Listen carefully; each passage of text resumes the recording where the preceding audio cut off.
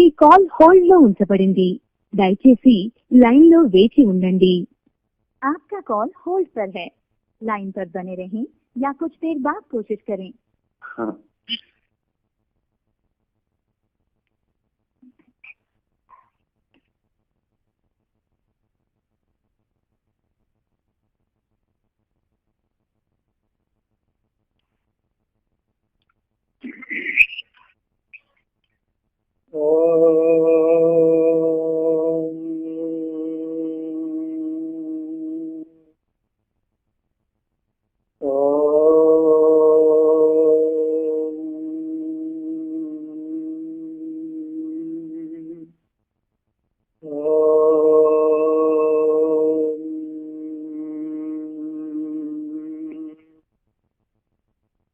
नमो ब्रह्मादिभ्यो ब्रह्म विद्या सांप्रदाय कर्तृभ्यो वंश ऋषिभ्यो महाभ्यो नमो गुरुभ्यः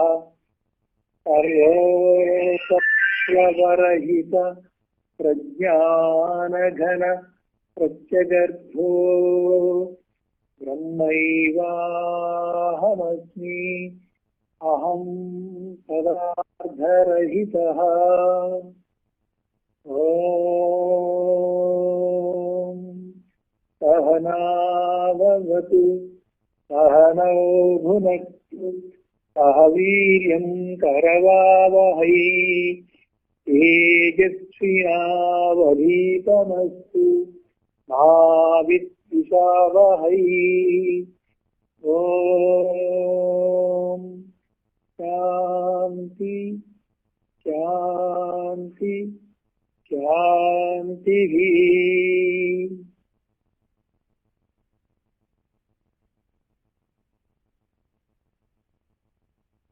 బుద్ధి చంద్రుని వంటిది అయినప్పటికీ ప్రకాశము కాదు. దానికి సూర్యుని వంటి ఆత్మకు అతి సమీపముగా ఉన్నందున అది ఆత్మతో కలిగే వీలున్నది. ఆత్మ సూర్యప్రకాశం అయితే బుద్ధి చంద్రప్రకాశం. ఎట్లా అంటే సూర్యప్రకాశమే చంద్రుడు అనే గ్రహం మీద గోళం మీద పడి చంద్రప్రకాశము వెన్నెలగా మనకు వస్తుంది. చంద్రుడు సూర్యప్రకాశం లేకపోతే వెన్నెల ఇవ్వడు. సూర్యప్రకాశం యొక్క ప్రతిబింబించిన ప్రకాశమే ప్రతిఫల ప్రకాశమే వెన్నెల. అలాగే సూర్యప్రకాశం లాంటి ఆత్మ మీ యందు ప్రకాశిస్తూ ఉంది. ఒక గోళం లాంటి బుద్ధి, ఆ బుద్ధి మీద ఆత్మ ప్రకాశం పడి ప్రతిఫలించిన ప్రకాశంతో అహం అహం అహం అనే స్ఫురణ కలిగింది. కనుక బుద్ధి యొక్క ప్రతిబింబించిన ప్రకాశమే చిదాభాసుడు. చిదాభాసుడు అంటే చైతన్య ప్రకాశము యొక్క ప్రతిబింబ ప్రకాశము. భాష అంటే ప్రకాశము, ఆభాస అంటే ప్రతిఫలించిన ప్రకాశం. చిత్ ఆభాస, చిత్ ప్రకాశము యొక్క ప్రతిబింబ ప్రకాశము చిత్ ఆభాస. చిత్ ఆభాస చైతన్య చిత్ ప్రకాశం యొక్క ప్రతిబింబ ప్రకాశమే ఏదది? నేను. అహం అనే స్ఫురణ, అహం నేను అనే ఉనికి. ఉనికి తర్వాత నేనైంది. ముందుగానే ఈ నేననే వ్యవహారం మానవుల్లో ఉంది. పశుపక్షాదుల్లో నేనని లేదు, కానీ అవి కూడా ఉన్నాయని వాటికి తెలుసు. ఉన్నాయని తెలియటమే ఉనికి. ఆ ఉన్నాయని తెలియటం బుద్ధి యొక్క ప్రతిఫలించిన ప్రకాశం. అట్లాగే ఆత్మను సూర్యుడితో, బుద్ధి యొక్క ప్రకాశాన్ని చిదాభాసాన్ని వెన్నెలతో పోల్చారు. మనలో కూడా అంతఃకరణ ప్రతిబింబ ప్రకాశమే నేను. అంతఃకరణలో ప్రముఖమైనది, ముఖ్యమైనది బుద్ధి.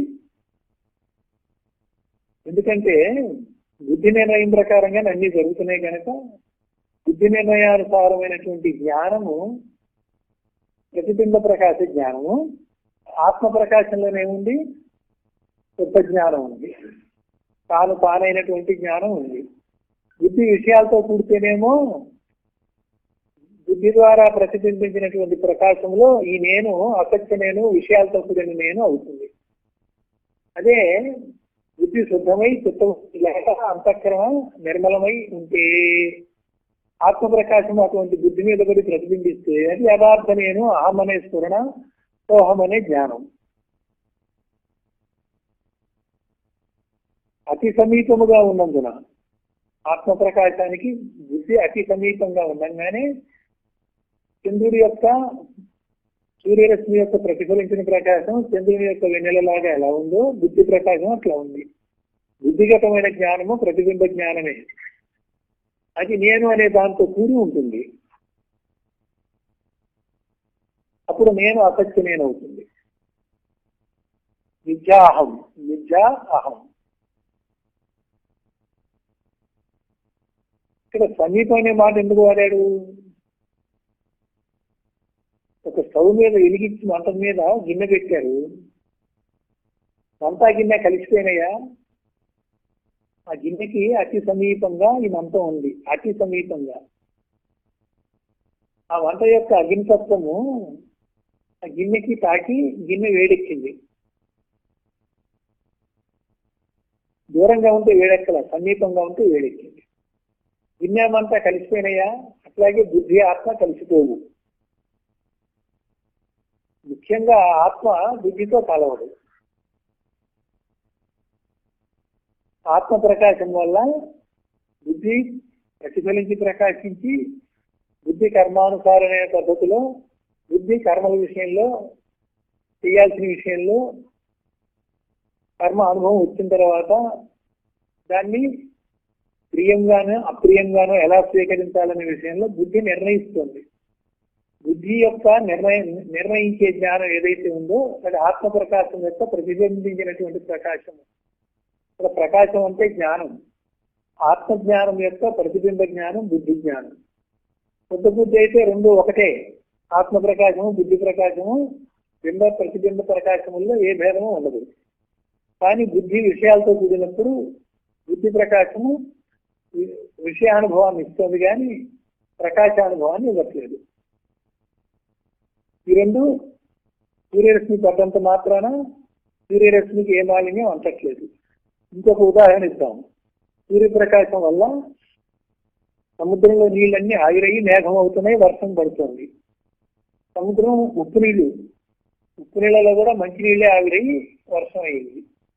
మురుగుంటలో కూడా నీళ్లు కూడా ఎండవేడికి ఆవిరయ్యి మంచినీళ్లే లాక్కుంది, అది మేఘమై వర్షించింది. మంచినీళ్ళు కానీ ఉప్పు నీళ్లు కానీ మురికి నీళ్లు కానీ ఏ నీళ్ళైనా సరే చివరికి మలం ఉంది. మలం మీద కూడా సూర్యప్రకాశం ఉంది. మలం ఎండిపోయింది. ఆ మలంలో ఉన్నటువంటి ద్రవాన్ని కూడా ఆ సూర్యరశ్మి సూర్యులో ఉన్నటువంటి వేడి తీసి ఆ శుద్ధ జలాన్ని మేఘ రూపంలో పెట్టి మళ్ళీ వర్షించింది. కనుక సూర్యరశ్మి ఉప్పు నీళ్ళ మీద పడ్డా, మలినమైన నీళ్ళ మీద పడ్డా, మలం మీద పడ్డా, దేని మీద పడ్డా వాటి యొక్క మాలిన్యం సూర్యరశ్మికి ఎట్లా అంతలేదు. సూర్యుని యొక్క ఉష్ణత్వం వల్ల అన్ని రకాల పనులు ఎట్లా అవుతున్నాయో అట్లా ఆత్మ వీటన్నిటికీ అసంగం. ఆత్మకి వీటన్నిటితో అంటు గాని సంగత్వం గాని లేదు. అందుకనే సమీపం అనే మాట వాడారు. ఉప అని వాడుతూ ఉంటాం వేదాంతంలో. ఉపవాసము, సమీపంగా వసిస్తున్నాం, ఆత్మకి సమీపంగా వసిస్తున్నాం. ఆత్మే అయ్యాం అనేది కరెక్ట్ కాదు. అయితే సమీపంగా వర్తిస్తున్నాము, ఉంటున్నాము, వసిస్తున్నాము అనేటువంటి మాట భ్రాంతిలో ఆత్మ వేరు నేను వేరు అన్నప్పుడే కదా. నీవే ఆత్మ అయినప్పుడు భ్రాంతి పోతే నువ్వు ఆత్మవే, భ్రాంతి పోయినప్పుడు నువ్వు ఆత్మవే. నువ్వే ఆత్మ అయినప్పుడు ఆత్మకి సమీపంగా ఉండేదేముంది అక్కడ? భ్రాంతిలో ఉన్నాం కాబట్టి, అజ్ఞానంలో ఉన్నాం కాబట్టి అజ్ఞాన నివృత్తి చేసుకుంటూ భ్రాంతి రహితం చేసుకుంటూ భ్రాంతిలో చేసే ప్రయాణంలో సమీపానికి వెళ్తాం. భ్రాంతి రహితమైన తర్వాత ప్రయాణమే లేదు. ఒక ముసుగు తొలగింది అంతే, ఒక తెర తినిగింది అంతే. తెర ఉన్నంత వరకు స్వప్రకాశము స్వానుభవానికి రాల. స్వయం ప్రకాశము స్వానుభవానికి రాలేదు. అజ్ఞాన ఆవరణ అనే తెర తొలగేసరికి స్వస్వరూపము ఉన్నట్టుగానే సాక్షాత్కరించింది. ఎక్కడి నుంచి వచ్చిందా? ఎక్కడి నుంచి రాలా. అలాగే ప్రతిబింబ ప్రకాశం వల్ల విషయాలు గ్రహించబడి విషయ జ్ఞానంగా మారింది. ఈ ప్రతిబింబ ప్రకాశము బుద్ధి మీద పడి ప్రతిఫలించిన ప్రకాశం. ఆ ప్రకాశంలో బుద్ధి యొక్క దోషాలన్నీ ఉంటాయి. కర్మదోషాలు, గుణదోషాలు అన్నీ ఉంటాయి. సాధనకే మాత్రము కలిగి అప్పుడు కూడా ఏం కలుస్తాయండి? సాధన చేత ఏం కలుస్తాయి? సూర్యుని యొక్క వెలుగులో జిలిపి యొక్క వెలుగు తేలిపోయి లేనిదవుతుంది. అంటే లేనిది లేకుండా పోతుంది. ఉన్నదేదో ఉంటుంది, లేనిది లేకుండా పోతుంది. కలవటం అనేది ఏమీ లేదు.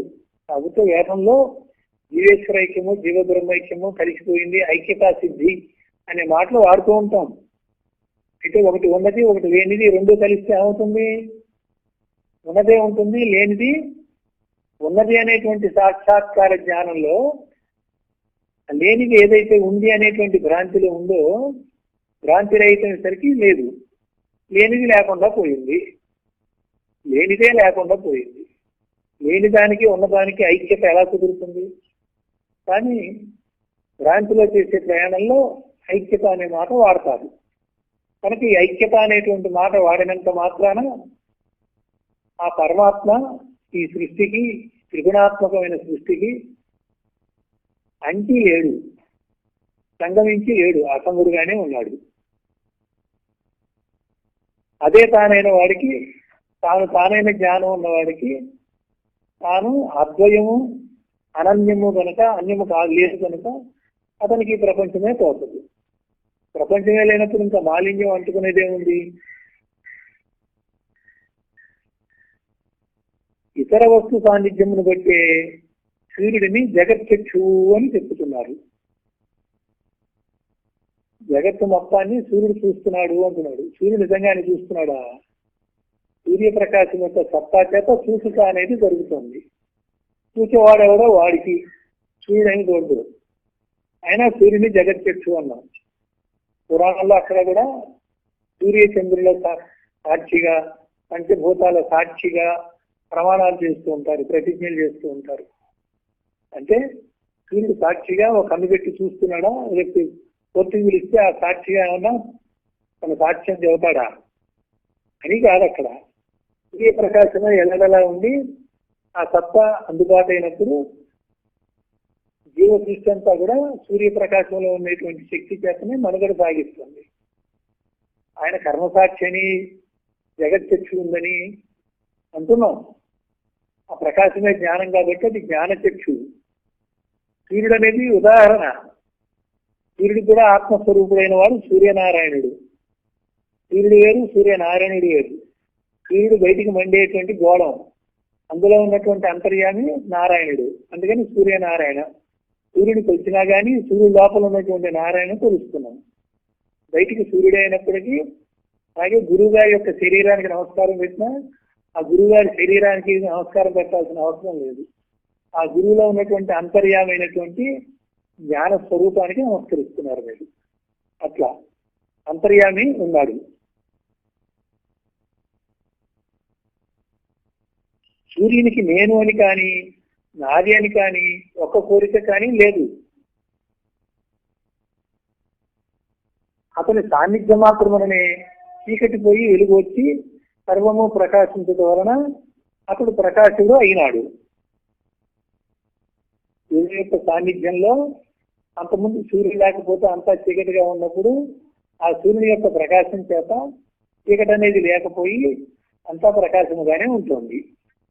అలాగే ఆత్మ యొక్క ప్రకాశము లేక పరమాత్మ యొక్క ప్రకాశము సమస్యగా అజ్ఞాన అంధకారంగా ఉన్నటువంటి ఈ సృష్టికి పూర్వం అంతా సమస్యే, గాఢాంధకారమే. అందులో పరమాత్మ ప్రకాశించేసరికి ఈ జగత్తంతా కూడా ఆ గాఢాంధకారం తొలగి ప్రకాశవంతం అయింది. ఈ ప్రకాశవంతమైన దాంట్లో ప్రకాశం వరకే మాట్లాడుతున్నాం. చైతన్యం కూడా ఉంది కాబట్టి ఆ పరమాత్మలో చైతన్యవంతం అయింది. ఆ పరమాత్మలో ప్రజ్ఞానం కూడా ఉంది కాబట్టి ప్రజ్ఞానవంతం అయింది, ప్రకాశవంతమైంది, చైతన్యవంతమైంది, ప్రజ్ఞానవంతమైంది ఆ పరమాత్మ యొక్క సాన్నిధ్యం చేత.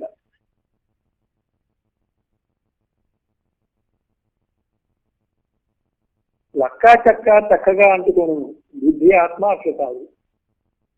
రెండు చెక్కలకి మధ్యలో లక్కేస్తే దిగిసిపోతుంది.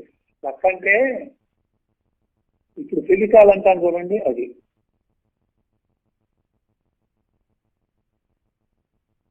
కుర్చీలు బలలు చేయాలంటే సన్ గ్లాస్ తీసుకొచ్చి ఫెవికాల్ పెట్టి అంటిస్తున్నాగా అది గట్టిగా అంటుకుపోతుంది. అంటే లక్కకి చెక్కకి అంటుకునేటువంటి తత్వం ఉంది. మరి ఆత్మకి బుద్ధికి ఉందా? అందుకే సాన్నిధ్యం అంటున్నాడు. దాని ప్రభావం బుద్ధి మీద పడ్డప్పటికీ ఈ రెండు ఏం కలవట్లేదు. ఆత్మ బుద్ధి రెండు కలవట్లే. లక్కా చెక్క అంటుకుంటుంది, కానీ బుద్ధి ఆత్మ అట్లా కాదు. అది సాధనచే మాత్రమే కలియును. సాధన చేస్తే మాత్రం కూడా కలుస్తుందనే మాట కాదు. సాధన చేత లేనిది లేకుండా పోతుంది, భ్రాంతి రహితం అవుతుంది, సత్యవస్తు సాక్షాత్కారం అవుతుంది. అంతకు ముందు ఉన్నవాడు దీంట్లో ఐక్యం అయ్యాడు అనేటువంటి ఒక మాట వేదాల్లో ఉంది. విచారిస్తే ఐక్యత అనేది లేదు. నీళ్లు నిప్పులో ఐక్యమైనప్పుడు నీళ్ళు ఆవిరైపోయి నిప్పే ఉంటుంది. నిప్పు నీళ్ళలో ఐక్యమైనప్పుడు నీళ్ళలో నిప్పు ఆరిపోయి నీళ్ళే ఉంటుంది. అట్లా రెండోది లేనిది లేకుండా పోతుంది. ఉన్నదేది ఏదైనా ప్రముఖంగా ఘనముగా గొప్పగా ఏదైతే ఉందో బ్రహ్మ అనేటువంటిది అన్నిటికంటే గొప్పది, దానికంటే గొప్పది లేనిది. కొన్ని కోటాను కోట్ల రెట్లు ఈ ప్రాపంచిక వస్తువు కంటే ఎక్కువ. కనుక దాని ఎందు ఏదైనా సరే విలీనం అయిపోతుంది. ఇది సూర్యగోళంలో ఉన్నటువంటి లక్షల డిగ్రీల సెంటిగ్రేడ్ లో లేక నీటిలో ఉన్నటువంటి దాంట్లో ఎటువంటి వస్తువులైనా సరే వాటి యొక్క అస్తిత్వాన్ని కోల్పోతాయి, ఆ నామరూపాన్ని కోల్పోతాయి. అదేవిధంగా దీన్ని ఐక్యతగా తీసుకోకూడదు. మనసు పోయి ఆత్మలో కలిస్తే మనోలయం అవుతుంది, ఆత్మే మిగులుతుంది. మనసే భ్రాంతికి మూలం, మనసే మాయ, మాయే లేని మాయ, లేని మాయ అంటే లేని మనసే, లేని మనసే ఆత్మలో కలిసిపోయింది, ఆత్మలో మనస్సు లయమైంది అంటున్నప్పుడు మనసు యొక్క అస్తిత్వం మీకు తెలుసు కాబట్టి అది లయమైంది అంటున్నాం. అసలే మనసే లేనిది ఉన్నప్పుడు లయం అనే మాట ఎక్కడ ఉంటుంది? అసలు ఐక్యత ఉండదు, లయము ఉండదు. లేనిది లేకుండా పోవడమే. ఉన్నది ఏదో దాని యొక్క సాక్షాత్కార జ్ఞానం నీకు లభించిన తర్వాత ఆ జ్ఞానం ఎటువంటిది అంటే ఏకమేవ అద్వయం అనేటువంటి జ్ఞానం. కనుక దాంట్లో బ్రహ్మ తప్ప రెండోది ఉండదు. కనుక రెండోది ఉంది అనేటువంటి భ్రాంతి ఏదైతే ఉందో ఆ భ్రాంతి రహితమైతే ఇది సాక్షాత్కారం అవుతుంది, లేక సాక్షాత్కారం అయితే భ్రాంతి రహితం అవుతుంది. తాడు మీద పాము తోచినప్పుడు తాడు సాక్షాత్కారం అయితే తాడైనటువంటి స్వానుభవం కలిగినప్పుడు అది తప్ప రెండోది లేనప్పుడు పాము ఎక్కడ ఉంటుంది? పైగా పాము తాడు రెండు ఎక్కడున్నాయి? భ్రాంతిలో తాడే పాముగా కనబడింది, భ్రాంతి రహితం అయితే పాము కనబడలేదు. ఆ స్థానంలో సత్య వస్తువు అయినటువంటి తాడు కనబడింది. ఇప్పుడు పాము తాడులో లయమైందంటావా? అలాగే మనసు బుద్ధి ఆత్మలో లయమైందంటావా? కానీ ప్రతీతి అలా అంటున్నారు అన్నా మనం అవగాహన చేసుకోవాలి. అటువంటి ఐక్యత నిజమైన ఐక్యత కాదని, మనోలయం అంటే భ్రాంతి పోయిందని అర్థం చేసుకోవాలి. భ్రాంతి పోతే సత్య వస్తువు ఉన్నట్టుగానే గోచరం అవుతుందా? నీవే అదైనప్పుడు గోచరం కాదు, సాక్షాత్కారం అవుతుంది. నీవే ఆ బ్రహ్మ అయినప్పుడు బ్రహ్మ కనబడేదేంటి?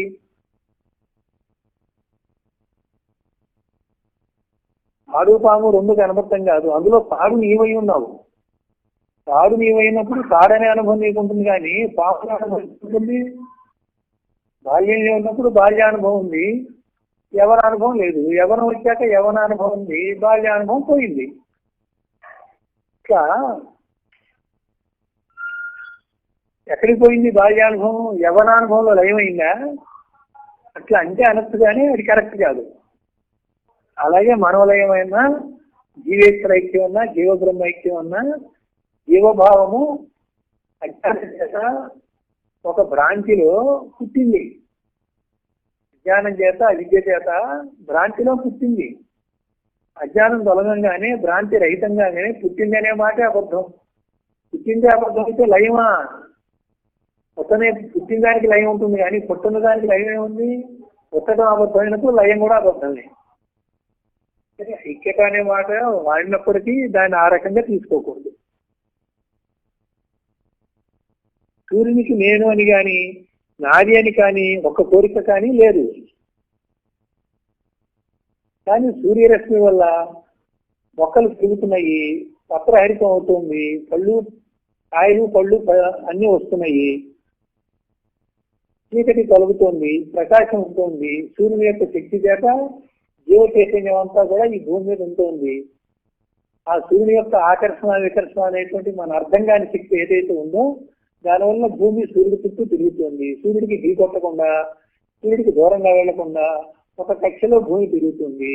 భూమి తన చుట్టూ తిప్పేటువంటి శక్తి, అలా తిప్పించుకునే శక్తి సూర్యుడిలో ఉంది. ఆ శక్తిగా అతను ఉన్నాడంటే శక్తిని వినియోగించే కర్తగా లేడు. సూర్యుడు సహజంగా ప్రకాశిస్తున్నాడు. ఆ సహజ ప్రకాశంలో ఉన్న ప్రకాశంలో కొన్ని శక్తులు ఉన్నాయి, దానికి ఒక స్వభావం ఉంది, దాంతోపాటు దానికి ఆ లక్షణం ఉంది. అది తీసేసేది కాదు, అది ఉన్నంతసేపు దాని లక్షణం అలాగే ఉంటుంది. ఆ లక్షణాన్ని బట్టి ప్రకృతిలో ఏమేమి జరగాల ఎన్ని జరుగుతున్నాయి. ఇవన్నీ ఆయన జరుపుతున్నాడా? కరెంట్ ఏమన్నా ఫ్యాన్ తిప్పుతుందా? కరెంటు ఫ్యాన్ యొక్క నిర్మాణంలో గోళకంలో ఉన్నది, ఉనికి కలిగి ఉన్నది. లైట్లో కూడా ఉనికి కలిగి ఉన్నది, ఏసీలో కూడా ఉనికి కలిగి ఉన్నది. ఏసీని చల్లబరిచే పని కరెంటుది కాదు, వేడి చేసే పని కాదు, ఫ్రిడ్జ్ లో చల్లబరిచేది కాదు, లైట్ని వెలిగించే పని కరెంటుది కాదు, ఫ్యాన్ తిప్పే పని కరెంటుది కాదు. కొన్ని కరెంట్ లేకుండా అవుతుందా అంటే సాన్నిధ్యం చేత అవుతుంది. అది కర్త భోక్త కాదు, నేను నాది లేదు. దాని యొక్క సాన్నిధ్యం చేత దానికి ఏ లక్షణాలు అయితే ఉన్నాయో ఆ లక్షణాలు ఈ ప్రకృతికి సంబంధించిన వస్తువుల మీద ప్రభావం చూపించినప్పుడు ఆ ప్రభావానికి ఈ వస్తువుల్లో పరిణామం జరుగుతోంది. చూసే ధర్మం ఉన్న కన్ను చూస్తోంది, వినే ధర్మం ఉన్న శ్రోత్రేంద్రియం వింటోంది, ఆలోచించే ధర్మం ఉన్న మనసు ఆలోచిస్తోంది. ఆత్మ ఆలోచించట్లేదు, ఆత్మ కేవలం సత్తామాత్రంగా ఉండి మనసుకి బుద్ధికి ఇంద్రియాలకి సన్నిహితంగా సాన్నిధ్యంగా ఉంది, అంతకుండా ఉంది, అసంగంగా ఉంది, విలక్షణంగానే ఉంది. కానీ దాని చైతన్యం చేత, దాంట్లో ఉన్న ప్రజ్ఞానం చేత, దాంట్లో ఉన్న ప్రకాశం చేత ఈ ప్రకృతిలో ఒకటి వ్యాపకత్వము, రెండు జడత్వానికి చేతనత్వాన్ని ఇవ్వడం, మూడు ఏ జ్ఞానము లేనటువంటి జడ వస్తువులు జ్ఞానం కలిగిస్తుంది. మనసుకి శబ్దస్పర్శ రూప రసగంధాలు ఎక్కడి నుంచి వచ్చినాయి? జడమైన మనస్సుది. కనుక ప్రజ్ఞ మనసులో వచ్చేసరికి మనసు ఈ పనులన్నీ చేయగలుగుతుంది. ఈ రకమన్నీ శబ్దస్పర్శ రూప రసగంధాన్ని గ్రహించగలుగుతుంది. ఉదాహరణ కరెక్ట్ ఉదాహరణ తీసుకుంటే అక్కడ ఆత్మకి కర్తృత్వం లేదు, భోక్తృత్వం లేదు. ఆత్మ సహజంగా ప్రకాశిస్తుంది. ఆ ప్రకాశ లక్షణంలో సత్తా ఉంది. ఆ సత్తా ద్వారా ఈ ప్రకృతి యొక్క పదార్థాలు ఆ సత్తా యొక్క, ఆత్మ యొక్క, పరమాత్మ యొక్క ప్రకాశానికి అతి సన్నిహితంగా ఉండడం చేత దాని ప్రభావానికి లోనయ్యి ఈ జడమైనటువంటి ప్రకృతి నానా రకాలుగా జడమైనప్పటికీ చైతన్యవంతమై నానా రకాలుగా పరివర్తన చెందుతూ, పరిణామం చెందుతూ, వికారం చెందుతూ ఉన్నాయి.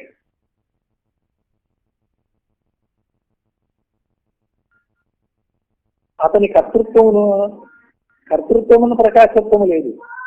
సూర్యుడికే కనుక తాను ప్రకాశించాలి, ప్రకాశించకూడదని రెండు రకాల ఆలోచన కర్తృత్వం ఉంటే నేను ఇక్కడ ఈ దేశంలోనే ప్రకాశిస్తాను, నేను ఆ దేశంలో ప్రకాశించను. వర్షం ఉంది, నేను పొలాల్లోనే పడతాను, సిమెంట్ రోడ్డు మీద పడి లాభం ఏంటి, నేను పడను అంటుందా? ఆ వర్షం పడేదానికి కర్తృత్వం లేదు. సహజంగా కొన్ని పరిస్థితుల్లో వర్షిస్తుంది అంతే. ఆ వర్షించేది మరి రాళ్ల మీద పడుతుందో, పంట పొలాలకు అవసరంగా పడుతుందో తెలియదు మనకి. సూర్యుడు కూడా అంతే, ఎక్కడ ప్రకాశించాలి, ఎక్కడ ప్రకాశించకూడదు అనేటువంటి ఇష్టాలు ఇచ్చా ప్రయత్నాలు ఉన్నాయా? సూర్యప్రకాశానికి ఒక చోట తక్కువ ప్రకాశించాలి, ఒక చోట ఎక్కువ ప్రకాశించాలి, ఒక చోట ప్రకాశించను, ఒక చోట నేను ప్రకాశిస్తాను అనే ఇచ్చా ప్రయత్నాలు కానీ కర్తృత్వం కానీ సూర్యుడికి లేదు. అలాగే ఆత్మ ప్రకాశానికి, ఆత్మకి, పరమాత్మకు కూడా లేదు. మరి జరుగుతున్న దానికి మరి పరమాత్మకి బాధ్యత అంటారేంటి? పరమాత్మ రక్షించాలంటారేంటి? పరమాత్మ అనుగ్రహించాలంటారేంటి? పరమాత్మ కేవలం ప్రకాశ లక్షణంతో ప్రకాశిస్తే ఆ లక్షణంలో ఏవైతే ఉన్నాయో అవి ఈ జడమైనటువంటి ప్రకృతిలో దాని ప్రభావం వాటి మీద పడి ఈ పరమాత్మ యొక్క ప్రకాశం యొక్క సాన్నిధ్యం చేత, అతి సాన్నిధ్యం చేత వాటి ప్రభావానికి లోనై ఇవి ప్రవర్తిస్తున్నాయి. అన్ని ఒక తీరుగా ప్రవర్తిస్తున్నాయా? ప్రకృతిలో ఉన్న ప్రతి వస్తువుకి వేరు వేరు ధర్మాలు ఉన్నాయి. కన్నుకు చూసే ధర్మం, మనసుకు ఆలోచించే ధర్మం ఇట్లా వేరు వేరుగా ఉన్నట్టుగానే ప్రకృతిలో అనేక వస్తువులకి అనేక రకాల ధర్మాలు ఉన్నాయి. పరమాత్మ యొక్క సాన్నిధ్యం చేత దేని ధర్మం ఎట్లా ఉంటుందో ఆ ధర్మమే ఆ వస్తువు ప్రకటించబడుతుంది. అంతేగాని చెవు చూడటం కానీ, కన్ను వినటం కానీ జరగదు. అలాగే పంచభూతాలకి వాటి యొక్క ధర్మాలు ఉన్నాయి. ఆకాశము బయలుగా ఉంటుంది, ఇతర పదార్థాలు ఉండటానికి అవకాశం ఇస్తుంది. వాయువు అట్లా అవకాశం ఇవ్వదు, ఆకాశము ఇస్తుంది. వాయువుకి చలనాంశము తెలుస్తూ ఉంటుంది. అంతే, చెలించడం వల్ల అది వ్యాపిస్తుంది, సృష్టించుకుంటుంది. అగ్ని ఎక్కువైనప్పుడు వ్యాపిస్తుంది, ఉష్ణోగ్రత తగ్గినప్పుడు సృష్టించుకుపోతుంది. ఆ రకంగా ఋతుపవనాలు వస్తూ ఉంటాయి, పోతూ ఉంటాయి. జలం ఉంది, జలతత్వం ఎట్లా ఉంటుంది? ద్రవత్వంగా ఉంటుంది. ఒకసారి గడ్డగడుతుంది, తక్కువ ఉష్ణోగ్రత ఉన్నప్పుడు గడ్డగడుతుంది, ఎక్కువ ఉష్ణోగ్రత ఉన్నప్పుడు ఆవిరవుతుంది. ఆ జలం యొక్క ధర్మాలు అవి. ఇవన్నీ పరమాత్మ చైతన్యము, పరమాత్మ ప్రకాశం ఉంటేనే ఆ సత్తాతోనే ఇవన్నీ జరుగుతున్నాయి. ఆ పరమాత్మే లేకుండా కేవలం ప్రకృతి ఉంటే ఆ ప్రకృతి జడం కనుక దాంట్లో వికారాలు కానీ, పరిణామాలు కానీ, చేతనత్వం కానీ, కదలికలు కానీ ఏది ఉండదు. అట్లనే ఆత్మ కర్తృత్వ భోక్తృత్వ రహిత స్వయం ప్రకాశం. ఆత్మ స్వయం ప్రకాశం అంటే అర్థం ఏంటి? మళ్ళీ ఆత్మని ఇంకోటి ప్రకాశింపజేస్తుందా? ఒక దీపం మరొక దీపాన్ని వెలిగిస్తుంది. ఆ మొదటి దీపం రెండో దీపాన్ని వెలిగిస్తుంది, రెండో దీపం మూడో దీపాన్ని వెలిగిస్తుంది, మూడో దీపం నాలుగో దీపాన్ని వెలిగిస్తుంది. అసలు మొదటి దీపాన్ని ఎవరు వెలిగించారు? దానికి ఇంకో దీపం ఉందన్నాం. మరి దాన్ని ఎవరు వెలిగించారు? దానికి ఇంకో దీపం ఉందన్నాం. దీనికి చక్ర దోషం అని, అనవస్థా దోషం అని అంటుంది వేదాంతం. కనుక దీనికి ఎక్కడొక్కడ ముగింపు ఉండాలి. కనుక ఆత్మ స్వయం ప్రకాశము. ఆ దీపము ముట్టించింది కాదు, స్వయంగానే వెలుగుతూ ఉన్నటువంటి దీపము. ఆ ఆత్మకి ఆ ప్రకాశించడం అనే లక్షణము ఆత్మతో పాటు సహజంగానే ఉన్నది. దీపో దీపాంతరస్థత అంటే ఒక దీపము ఇంకో దీపాన్ని, ఇంకో దీపాన్ని వెలిగిస్తుంది అని. ఆ మొదటి దీపాన్ని ఎవరు వెలిగించలేదు. ఆ మొదటి దీపమే పరమాత్మ. ఆ పరమాత్మ ప్రకాశము స్వయం ప్రకాశము. ఇట్టి స్వయం సాక్షియగు ఆత్మకు మళ్ళీ సాక్షి అన్నాడు ఇక్కడ. సాక్షి అంటే ఏంటి? అంతకుండా ఉండటము. ఈ వికారాత్మకమైన, చలనాత్మకమైనటువంటి ప్రకృతిలో ఆత్మ అతి సన్నిహితంగా ఉంటూ కూడా ప్రకృతి యొక్క చలనాలు ఈ ఆత్మకు అంటవు. కానీ ఆత్మ అక్కడ ఉంటేనే జరుగుతుంది కాబట్టి సాక్షిగా ఉంటుంది. ఆ అక్షి అంటే ఏంటండి? అక్షి అంటే కన్ను. అంటే చూస్తూ కన్నుతో ఉంది. అందుకే జగచ్చక్షు అన్నారు. సూర్యుడిని చూస్తున్నాడంటే అంతకుండా చూస్తున్నాడు. అంటితే విషయాలు ఉన్నాయి, అంతకుండా చూసేవాడికి విషయాలు లేవుగా. ఇద్దరు కొట్టుకుంటున్నారు, చొక్కాలు చింపుకుంటున్నారు, కొట్లాడుకుంటున్నారు, దెబ్బలు తగిలినాయి. ఒక సన్యాసి అక్కడ ఉన్నాడు. ఆ సన్యాసి వీళ్ళిద్దరినీ చూస్తున్నాడేమో అని వాళ్ళు అనుకున్నారు. ఆయన సన్యాసి ఏదో యోగ స్థితిలో ఉన్నాడు, ఏదో ధ్యాన స్థితిలో ఉన్నాడు. ఇద్దరు కోర్టుకు వెళ్ళారు, ఇద్దరు కొట్టుకున్నారు. ఇద్దరిని వాడు తప్పుకుంటే వాడు తప్పు అని చెబుతున్నాడు ఎదటి వాడి మీద. అప్పుడు జడ్జి గారు నీకు సాక్షి ఎవరు అని అడిగారు. అక్కడ సన్యాసి ఉన్నాడండి, ఆయన సాక్షి అన్నారు. ఆ సన్యాసి చూశాడు అక్కడ. వీళ్ళు అనుకుంటున్నారు వాడు సాక్షి అని. వాడు ధ్యానస్థితిలో వాడు చూడనే లేదు. ఆ సన్యాసి వలే వీటికి అంటకుండా, వ్యవహారం జోలి తనకు లేకుండా, వ్యవహారం యొక్క బాధ తనకి లేకుండా, ఏ బాధ లేకుండా అంటకుండా అతి సాన్నిధ్యంగా ఉన్నప్పటికీ విలక్షణంగా తానుగా ఉన్నవాడే సాక్షి. ఇప్పుడు పరమాత్మ తానుగానే ప్రకాశిస్తూ సహజ ప్రకాశముగా, ఆ ప్రకాశమే సహజ లక్షణముగా ఉన్నాడు. తన ప్రకాశం యొక్క సత్తాతో ఏమైనా జరుగుతున్నప్పటికీ తనకేం సంబంధం లేదు. కర్తృత్వం లేదు, ఇచ్చా ప్రయత్నాలు లేవు. ఈ మాటలన్నీ ఉపయోగించిన దానికి సాక్షి అని పేరు.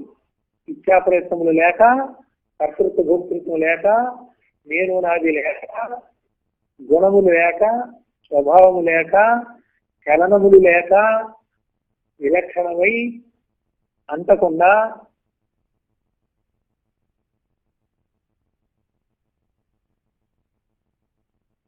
తనకి ఈ ప్రకృతిలో జరిగే పరిణామాలకి ఎటువంటి ప్రమేయము లేకుండా అప్రమేయంగా ఉండేవాడే సాక్షి. అటువంటి సాక్షి యొక్క ఆత్మకు ప్రమాణాలు ఏం లేవు. ప్రమాణాలు లేవు అంటాడేంటి మళ్ళీ? ప్రమాణం అంటూ ఉంటే ప్రమాత ప్రమేయము రెండు ఉండాలి. అగ్ని కాలును అన్నప్పుడు అగ్నిలో ఉన్నటువంటి ఉష్ణత్వం చేత కాలుట అనేది జరుగుతుంది. కాలుట అనేది ప్రమాణం, అగ్ని అనేది ప్రమాత. అందులో ఉన్న ఉష్ణత్వం ప్రమేయం. ఉష్ణత్వం అనే ప్రమేయం చేత కాలుట అనేది జరిగింది. లోకంలో అట్లా త్రిపుట్లో ఉంటాయి: జ్ఞాత, జ్ఞానము, జ్ఞేయము. ధ్యాత, ధ్యానము, ధ్యేయము. ప్రమాత, ప్రమాణము, ప్రమేయము. జ్ఞాతకి జ్ఞానం ఉంది, జ్ఞానమే జ్ఞేయ వస్తువు. ఇప్పుడు అద్వైతం వచ్చేసరికి ఏమైంది? మూడు ఉంటాయా? బ్రహ్మం ఒక్కటే అన్నప్పుడు జ్ఞేయ వస్తువు ఒకటే ఉంది. నీ కూడా బ్రహ్మమే అన్నప్పుడు జ్ఞాత కూడా బ్రహ్మమే అయ్యాడు. అప్పుడు జ్ఞాత జ్ఞేయ వస్తువు రెండు బ్రహ్మమే. జ్ఞాతత్వము, జ్ఞేయ వస్తువు తత్వము చేరినంగానే జ్ఞాత జ్ఞేయంకి భేదము లేదు, అభేదం. అప్పుడు ఏముంది? జ్ఞాత జ్ఞేయము ఒకటే అయింది. అది సిద్ధాంతం. కానీ ఇక్కడ ఏంటి? అజ్ఞానంలో, భ్రాంతిలో జ్ఞేయ వస్తువు యొక్క పరమాత్మ జ్ఞానము జ్ఞాతకి లేదు, అజ్ఞానంలో లేదు. కనుక ఇప్పుడు జ్ఞానాన్ని సంపాదించాలి. వీడు సంపాదించి పరమాత్మ పరబ్రహ్మ అవ్వాలి అన్నప్పుడు ఏమైంది? జ్ఞాత, జ్ఞానము, జ్ఞేయము ఉంది. ఇక్కడ జ్ఞాత ఎవరు? ప్రమాత. ప్రమాత ఎవరు? జీవుడు. జీవుడు ఎవరు? అవిద్యా ప్రతిబింబుడు. మరి ప్రమాణం ఏమిటి? జ్ఞానము. ప్రమేయం ఏమిటి?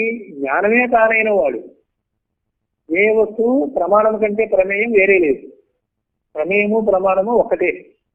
విభూతి ఉన్నప్పుడు అది వేరుగా ఉందేమో కానీ వస్తు నిర్ణయం అయితే బ్రహ్మం ఒక్కటే, పరబ్రహ్మం ఒక్కటే. అంటే జ్ఞానమే తానైనటువంటి జ్ఞేయము. జ్ఞేయ వస్తువు నీకంటే వేరనుకొని అనుష్ఠానం చేశావు, ఉపాసన చేశావు, ద్వైత బుద్ధితో ఆరాధన చేశావు, భక్తి చేశావు, పూజ చేశావు. మరి సిద్ధాంతం ప్రకారం తిరుపతి లేదుగా, ప్రమాతే లేడు. ప్రమాత ఉన్నాడా లేడా?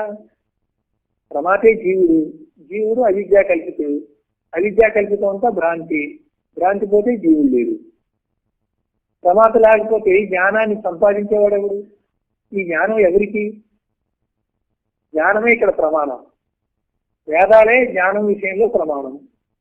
వేద ప్రమాణము జ్ఞానాన్ని నిర్ణయిస్తుంది. మరి జ్ఞానం అనేది ఉంటేనే నిర్ణయించిందా, లేకుండా నిర్ణయించిందా? వేదము.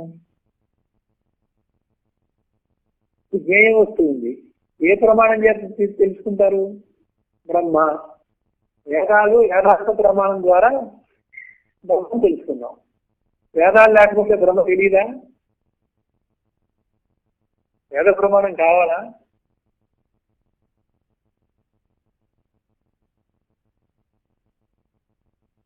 పరమాత్మకి ఎటువంటి పరమాత్మ మళ్ళీ శరీరం ధరించి ఆశ్రయించే పరమాత్మ కాదు, సాక్షియకు పరమాత్మ.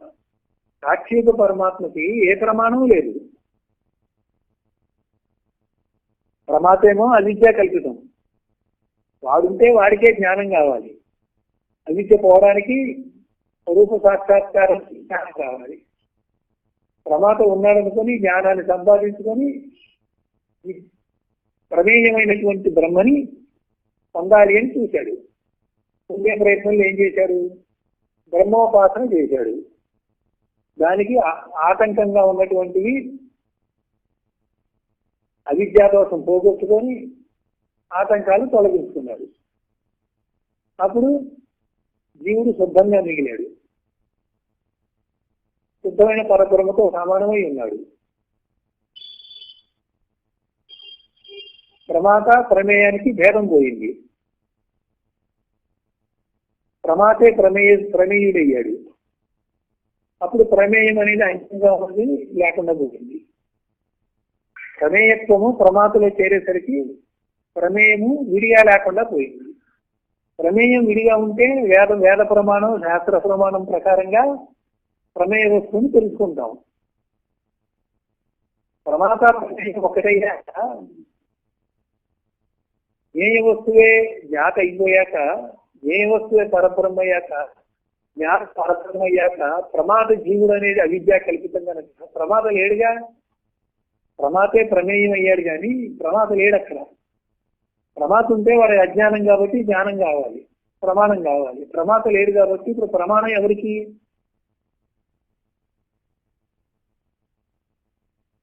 జ్ఞానం ఎవరికి? నాకు జ్ఞానంతో ఏంటని? జ్ఞానస్వరూపం అయ్యాక నాకు మళ్ళీ జ్ఞానం ఒకటి కావాలా? ఇప్పుడు అప్రమేయుడు అని అనగానే ఎవడైతే పరబ్రహ్మమో అతను పరబ్రహ్మని తెలుసుకోవడానికి మరొక ప్రమాణం అక్కర్లేదు. దృష్టాంతోటి ఉదాహరణతోటి ఎన్ని చెప్పినప్పటికీ ఆయన అప్రమేయుడు. అప్రమేయుడి ప్రమాణంతో పనిలేదు. ప్రమాత అజ్ఞానంలో ఉంటే వాడికి కావాలి ప్రమాణాలు. ఆ ప్రమాణాల ద్వారా కొంత సాధన చేశాడు. సాధన యొక్క చర్మాంకానికి చిట్ట చివరికి వచ్చేసరికి ద్విపుటి రహితం చేసుకునేటువంటి సందర్భంలో ప్రమాతే ప్రమేయుడయ్యాడు. ప్రమేయుడికి ప్రమాతకి భేదం లేదు. అప్పుడు ప్రమేయత్వం ఎప్పుడైతే వచ్చిందో ప్రమాత లేనివాడయ్యాడు. అవిద్య కల్పితుడు కనుక అవిద్య వల్ల ఉన్నవాడంతా జ్ఞానోదయం కాగానే అవిద్యా కల్పితం లేనిదవుతుంది. బ్రహ్మ సాక్షాత్కారంలో లేకనే తోచిన ప్రపంచం లేకుండానే ఉంటుంది. మళ్ళీ తోకదు, ఇంకా ప్రపంచమే తోకదు. జీవుడు కూడా అలాగే తోకడు. అప్పుడు ప్రమాత లేడు, ప్రమాణం యొక్క ఆవశ్యకత కూడా లేదు. అద్వైత సిద్ధాంతంలో అప్రమేయుడు అనేటువంటి వాడు, అప్రమేయ అనే పదం ఎందుకు వచ్చింది? ప్రమాత ప్రమాణం అనేది కాబట్టి ఆ ప్రమేయుడు ఎవరో వాడు అప్రమేయుడే. అది సృష్టిలో భౌతిక వస్తువుల దగ్గర ప్రమాత ప్రమాణం ప్రమేయం ఉంటుంది. భౌతికమైన వస్తువుల మధ్య కర్తాకర్మ క్రియ ఉంటుంది. అద్వైతం సిద్ధించేసి ప్రమాత లేడు, ప్రమాణం లేదు. అర్హత లేనందువల్ల ప్రమేయుడు కూడా అప్రమేయుడు అవుతాడు. పరమేశ్వరుడు సమిష్టియకు బ్రహ్మమునకు మాయా సంబంధము లేకపోయినను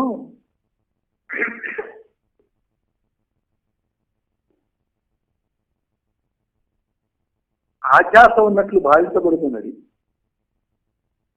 సమిష్టిగా ఉన్నటువంటి బ్రహ్మకి మాయ సంబంధం లేదు.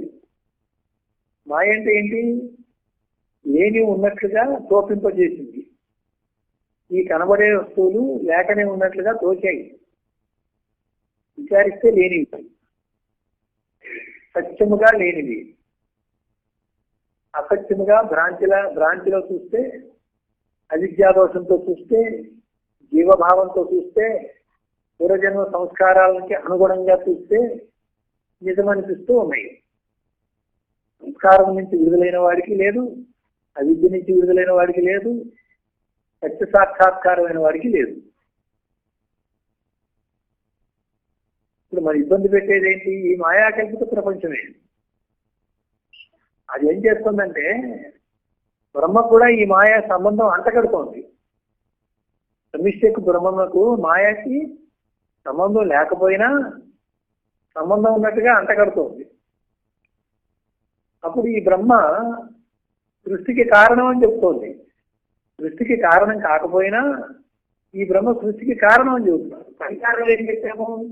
అతి అసంగుడు, అతి సాన్నిధ్యంగా ఉన్నాడు, ఏ మాలిన్యం అంటకుండా ఉన్నాడు, జరుగుతున్న దానికి తనకేమి సంబంధం లేదు, సహజ ప్రకాశంగా ఉన్నాడు, లక్షణంగానే ఉన్నాడు. తను ఆత్మకి ఆత్మ ప్రకాశం అనే లక్షణం రెండు విడదీయటానికి వీలు లేకుండా ఉన్నాయి అని చెప్పాం. అటువంటి వాడికి కర్తృత్వం లేదు, భోక్తృత్వం లేదు అన్నాం. వాడికి ప్రమాణం లేదు, అప్రమేయుడు అన్నాం. అటువంటి బ్రహ్మకి వాళ్ళు అసలు ఏం చెప్తున్నారు? మాయా కల్పిత జగత్తు ప్రకృతి అంతా వచ్చేసరికి సంబంధం లేకపోయినా సంబంధాన్ని ఎవరో అంతకట్టారు. ఎవరంతకట్టారు? ఎవరైతే భ్రాంతిలో ఉన్నారో వాళ్ళకి సర్వ సృష్టికి కారణం బ్రహ్మమే అంటున్నారు. ఓకే, అననేమండి, ఎందుకంటే మూలం దాకా పోదాం. ఏ బ్రహ్మమైతే ఈ సృష్టికి మూలమో అక్కడ దాకా పోదాం. అప్పుడు మూలఛేదం అని మనం చదువుతున్నాం గురుస్థుతిలో. ఆ మూలాన్ని మళ్ళీ పరిహరించాలి. ఎందుకంటే మాయాకబల బ్రహ్మం అయి ఉన్నాడు అర్థం మూలంలో. మాయని అధిగమించినప్పుడు బ్రహ్మంకి మాయకి ఎట్టి సంబంధం లేదన్నప్పుడు ఆ మాయకి సంబంధం లేనటువంటి మాయకి పరమైనటువంటి బ్రహ్మ అచల పరిపూర్ణమే. ఆ మాట తర్వాత చూస్తాం. ఇవాళ నిర్గుణ బ్రహ్మని ఆధ్యాసం వల్ల సగుణ బ్రహ్మ అని చెప్పడం జరిగింది. సగుణ అంటే మూడు గుణాలతో కూడి అని. మూడు గుణాలంటే త్రిగుణాత్మక మాయ. మాయ సంబంధం లేకపోయినా మాయ సంబంధం ఉన్నట్టుగా చూస్తున్నాం. కనుక నిర్గుణ బ్రహ్మ అయినప్పటికీ కూడా మాయా సబలత బ్రహ్మ అనే పేరు పెట్టి చెప్తున్నాం. భ్రాంతిలో ఉన్న వాళ్ళకి ముందు ఇది లక్ష్యం. ఈ లక్ష్యం తటస్థ లక్షణంగా తీసుకున్నాం. మాయా సబలత బ్రహ్మలో ఉన్న సచ్చిత్తానందం అనే అనుభవాన్ని తటస్థ లక్షణంగా ఇంటర్మీడియట్ గా సగం ప్రయాణం దాకా దీన్ని తీసుకున్నాం. మిగతా సగం ప్రయాణంలో ఇంకా మాయకి సంబంధం లేని త్రిగుణ రహితమైనటువంటి బ్రహ్మని వేరుపరుస్తాం. వేరుపరిచి ఈ బ్రహ్మమే ఉన్నాడని వస్తు నిర్ణయం చేస్తాం. ఇప్పుడు ఈ వాక్యం ద్వారా ఏం తెలుస్తోంది? మాయకి సంబంధం లేకపోయినాను ఆధ్యాస ఉన్నట్టుగా భావించబడుతుంది. ఈ భావించబడే బ్రహ్మనే మన మాయా సబలత బ్రహ్మ అంటున్నాం. పరమాత్మ ప్రతిబింబముతో కూడి మాయయే పాలు పెరుగుగా పరిణమించినట్లుగా ఆకర్షణ శక్తిచే జగద్రూపముగా పరిణమించినది. పరమాత్మ యొక్క ప్రతిబింబముతో కూడి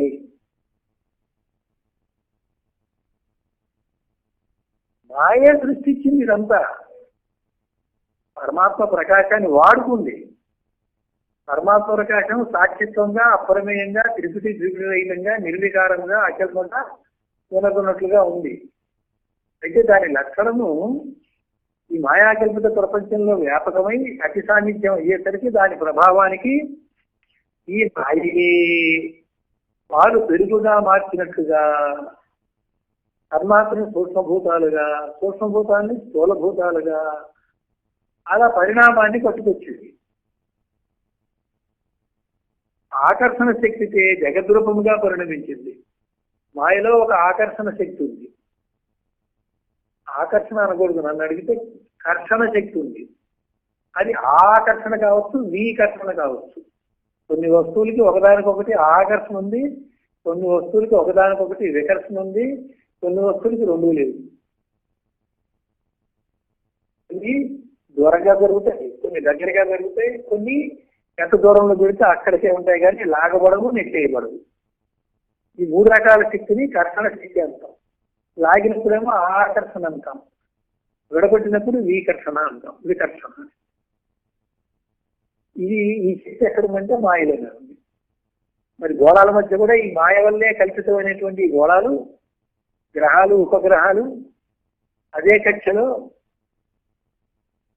మరి ఆకర్షణ కనుక ఉంటే ఈ భూమి వెళ్ళి సూర్యుడికి ఢీ కొట్టాలి, చంద్రుడు వచ్చి భూమికి ఢీ కొట్టాలి. వికర్షణ ఉంటే చంద్రుడు భూమి నుంచి పారిపోవాలి, సూర్యుడి దగ్గర నుంచి భూమి పారిపోవాలి. రెండూ జరగట్లేదుగా. ఇది ఒక వింతైనటువంటి శక్తి, విచిత్రమైన శక్తి. ఇటు ఆకర్షణ కాదు, అటు వికర్షణ కాదు. ఎంతవరకు ఆకర్షించాలో అంతవరకు ఆకర్షించి అక్కడి నుంచి మరీ ముందుకు రానియకుండా మళ్ళీ వికర్షిస్తూ ఉంటుంది, ఢీకొట్టకుండా. ఈ మాయలో ఆ వింత శక్తి ఉంది, దాని కర్షణ శక్తి అనాలి. ఆ శక్తితోనే జగత్ రూపం వచ్చింది. ఆకర్షణ ఉన్నవన్నీ ఏమవుతున్నాయి? 2-3 రకాల పదార్థాలు ఒకే కొత్త పదార్థం అవుతున్నాయి. హైడ్రోజన్ 2 అణువులు, ఆక్సిజన్ 1 అణువు, 1 పరమాణువు, 2 కలిపి H2O అని నీళ్లు, వాటర్ అయింది. అట్లా కొన్ని అవుతున్నాయి, కొన్ని కావట్లా. కొన్ని కానివన్నీ ఏ పదార్థంకి ఆ పదార్థం విడివిడిగా ఉన్నాయి. అయినవన్నీ ఏమో 2 పదార్థాలు కలిపి 3వ పదార్థంగా రూపాంతరం చెందింది.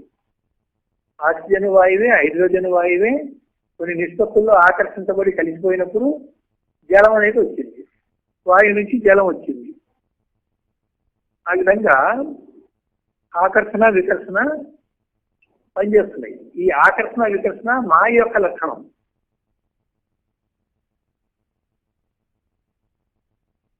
మాయ లక్షణం అంతేకాదు, పాలు చెడి పెరుగైంది. తండ్రికి బిడ్డ పుట్టాడు, తండ్రికి ఎడకుండా పుత్రుడు పుట్టాడు. తండ్రి తల్లి చెడకుండానే వాళ్ళు ఉండంగానే, వాళ్ళుగా ఉంటేనే వాళ్ళకి బిడ్డలు కూడా వచ్చారు. ఇక్కడ పాలు విషయంలో ఏమైంది? పాలుగా ఉండి పెరుగు రాలా, పాలే పెరుగుగా మారింది. పాలు చెడి పెరుగైంది, తండ్రి చెడకనే పుత్రుడు వచ్చాడు. ఇది కూడా మాయా కార్యమే.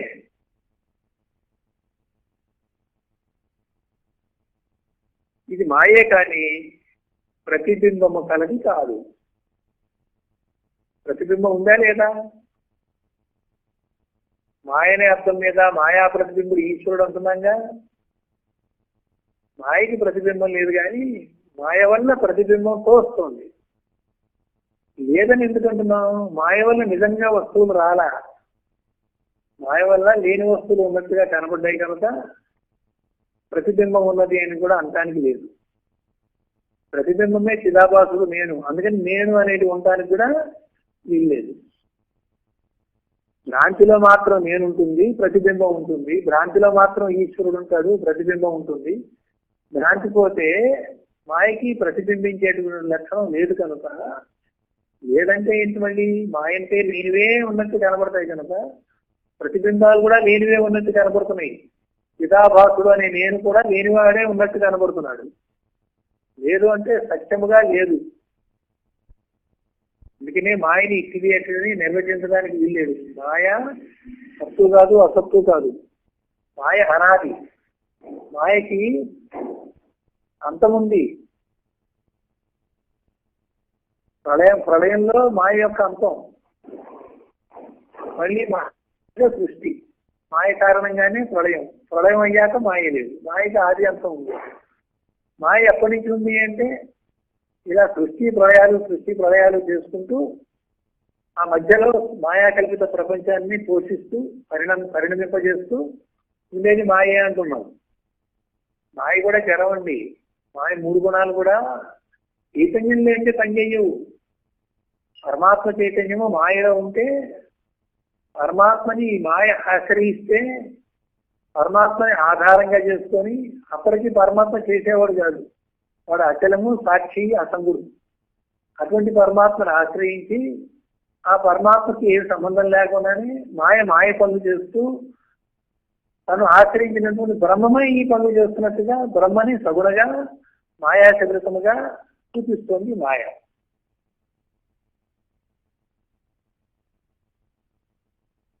మాయ ప్రతిబింబము కలది కాదు.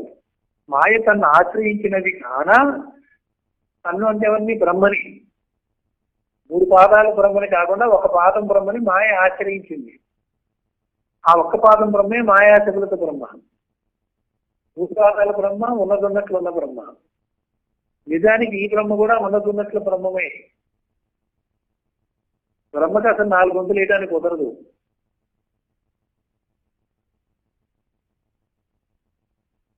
బ్రహ్మలో ఏ వికారము జరగల. ఒక వంతు బ్రహ్మలో వికారములు కలిగినట్లుగా మాయ చూపించిందే తప్ప అప్పటికి ఆ బ్రహ్మ నిర్వికారుడే. మాయ తన స్వాధీనమైనందున పరబ్రహ్మకి మాయ తన స్వాధీనంలో ఉంటుంది. అందుకే ఏకమేవ అద్వయం బ్రహ్మగా నానాస్తి కించన, తనకంటే అన్యము కొంచెము కూడా లేకుండా ఉంటుంది. సాధకుడు కూడా సాక్షాత్కారం పొందితే ఏదన్నా కొంత మిగిలి ఉన్నా కానీ ఆ సాక్షాత్కార జ్ఞానమందు మొత్తం హరించిపోతాయి, లేకుండా పోతాయి. మాయకు ప్రభు తానే. ఎవరు? ఆ పరమేశ్వరుడు, సర్వజ్ఞుడు, సర్వశక్తిమంతుడు. జీవేశ్వర భూతములను మూడు తత్వములలో జీవుడు, ఈశ్వరుడు, జగత్తు. భూతములు అంటే నామరూప ప్రపంచము, తన్మాత్ర సృష్టి, పంచభూతాత్మక ఉపాధులు, జీవోపాధులు అన్ని కలిపి భూతములు అన్నాడు. జీవుడు, ఈశ్వరుడు, భూతములు.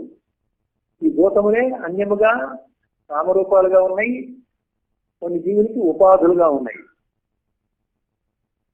ఇవన్నీ కూడా తన్మాత్రే పంచీకరణతో తయారైనటువంటి ఉపాధులు, నామరూపాలు, పదార్థాలు.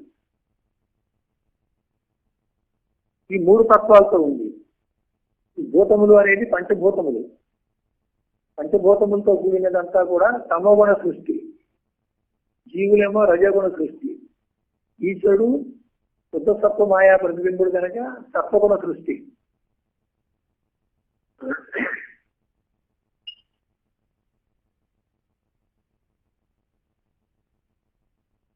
మూడు తత్వములు అనగానే మూడు గుణములతో, ఆ గుణాల వల్ల జీవుడికి జీవతత్వం, ఈశ్వరుడికి ఈశ్వరతత్వం, జగత్తుకి భూతతత్వం వచ్చింది.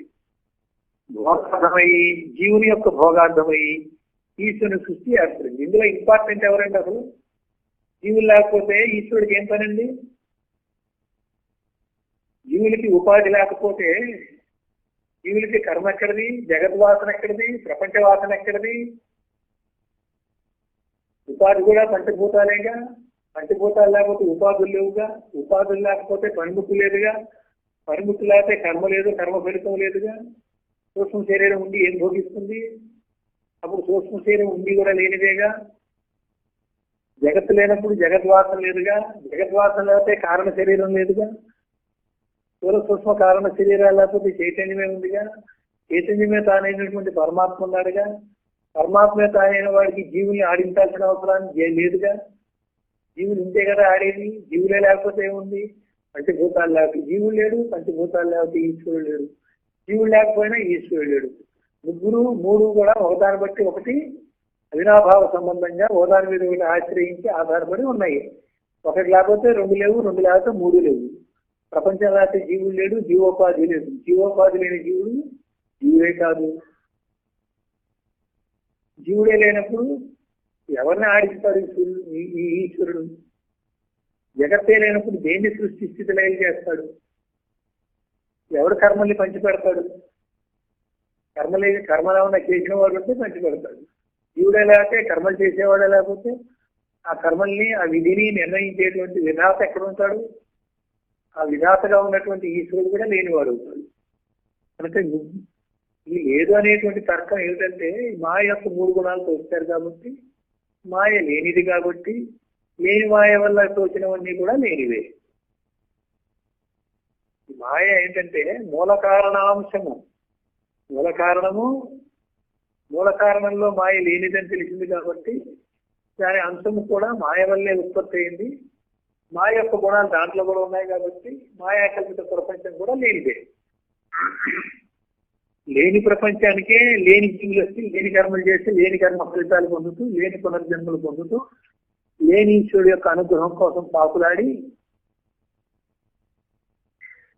ముందు ఈశ్వరుడు ఉన్నాడని, జీవుడు లేడని జీవేశ్వర ఐక్యం పొంది, బ్రహ్మసత్యం జగత్ మిథ్యని బ్రహ్మైక్యం జీవ బ్రహ్మైక్యం పొంది ఇది చేస్తున్నాడు. కానీ ఒక్కటి తెలిసే వాడికి జగత్తు మిథ్యని ముందే తెలిస్తే జీవుడి బ్రహ్మ కూడా లేదు.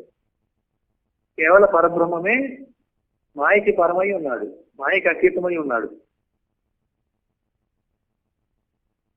సరే, మనం భ్రాంతిలో మాయలో మాయ ప్రభావానికి, అవిద్య ప్రభావానికి, గుణాల ప్రభావానికి లోబడి మనలో ఉన్న గుణాలతో మళ్ళీ మనం ప్రవర్తిస్తున్నాం కాబట్టి గుణాలతోనే ఒకరి ఎందున్న గుణములు ఇంకొకరి ఎందున్న గుణములతో ప్రవర్తిస్తున్నాయి. ఇదే ఆట, గుణాల యొక్క ఆట. ఆ గుణాలు ఆడటానికి ఒక ఉపాధి కావాలి కాబట్టి పనిముట్లు వచ్చినాయి. మీకు ఆట పనిముట్టు ద్వారా ఉన్నట్టుగా జరుగుతుంది కానీ అసలు ఆట గుణాలదే. ఇక అసంగంగా ఉన్న చైతన్యానికి ఈ ఆట లేదు. అసంగంగా ఉన్న చైతన్యము ఆ చైతన్యమే ప్రకాశము, ఆ ప్రకాశమే జ్ఞానము అని ఏ సాధకుడికైతే ఆ జ్ఞానం ఉన్నదో వారికి ఇదంతా చిద్విలాసం. చిద్విలాసం అంటే చైతన్యం యొక్క సత్తాచేత తన ప్రమేయం లేక, కర్తృత్వం భోక్తృత్వం లేక, నేను నాది లేక, ఇచ్చా ప్రయత్నాలు లేక, సంగత్వం లేక, అచలముగా, పరిపూర్ణముగా, స్థిరముగా, నిర్వికారముగా ఉన్నటువంటి ఒక పరమాత్మ శరీరం ధరించి ఉన్నాడే అనుకోండి, అతని ఈ ప్రపంచాన్ని ఎలా చూస్తాడు? చిత్ విలాసంగా చూస్తాడు. నిజమైతే విలాసం కాదు, నిజం కానిది విలాసం.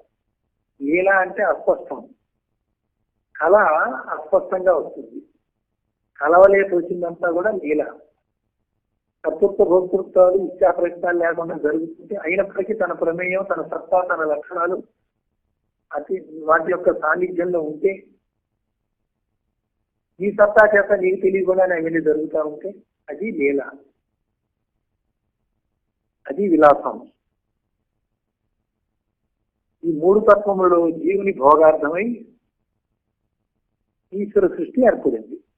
జీవుడు అనేవాడు ఉంటేనే ఈశ్వర సృష్టి ఉంది. జీవుడు లేనప్పుడు ఈశ్వర సృష్టికి, ఈశ్వరుడేమో సృష్టిని ఈక్షిస్తాడు, మాయకి వసూలు కాదు. ఎన్నాళ్ళు ఈక్షిస్తాడు దాన్ని అంటే చూస్తూ వస్తాడు, చూడబడుతూ ఉంటుంది. అంతేనా? ఏం పని లేనప్పుడు చూడటం దేనికి, చూడబడటం దేనికి? అలా ఉండిపోతాడు ఈశ్వరుడు. జీవులు ఉంటే ఏమయ్యాడు? ప్రభు అయ్యాడు, విభు అయ్యాడు, సర్వజ్ఞుడు అయ్యాడు, సర్వాంతరమయ్యాడు, సర్వవ్యాపకుడు అయ్యాడు. సర్వము ఉంది కనుక ఆ సర్వమందు వ్యాపించాడు. సర్వమందు అనవరణీయంగా ఉన్నాడు కాబట్టి అంతర్యామిత్వం వచ్చింది. సర్వము తన ఎందు కలిగి సర్వానికి మించి ఉన్నాడు కాబట్టి సర్వవ్యాపకత్వం వచ్చింది. మించి ఉన్నదేమో మూడంతుడు బ్రహ్మ, సర్వము వరకు ఒక పరిమితంగా ఉన్నటువంటి బ్రహ్మ, మాయాచంద్రిక బ్రహ్మ. ఇది ఒక పాద బ్రహ్మ. ఈశ్వరుడు ఆప్తకాముడు. జీవుని బట్టి తయారైనటువంటి ఈశ్వరుడు ఆప్తకాముడు. అంటే ఆప్తులను రక్షించేవాడు, శరణార్థులను కాపాడేవాడు, భక్తులను తనలో ఐక్యం చేసుకునేవాడు. ఆప్తకాముడు అంటే ఈశ్వరుడు తన భక్తుల్ని తనలో ఐక్యం చేసుకునేవాడు. సృష్టి అందరి సర్వభోగములు ఈశ్వరుని నుండియే ఏర్పడుతున్నాయి.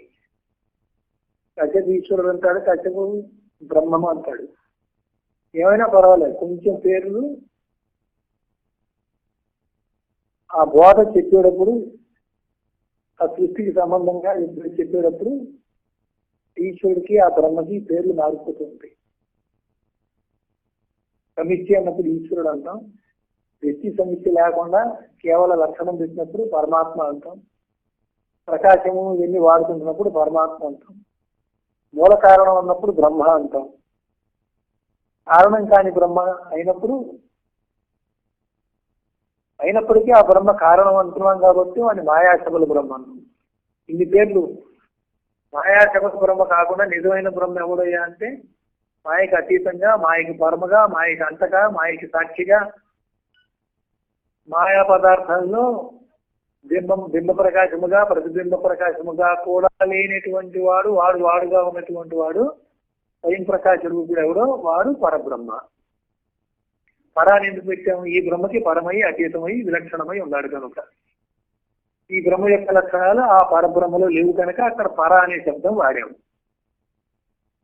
పరా, పరి, పరమ అనేవి వాడుతూ ఉంటాం. ఆత్మ, పరమాత్మ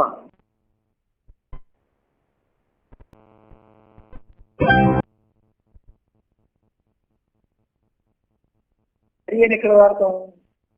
పరి ప్రశ్న సేవయ. పరి అంటే ఒక ప్రశ్న ఆధ్యాత్మికంగా జ్ఞానపరంగా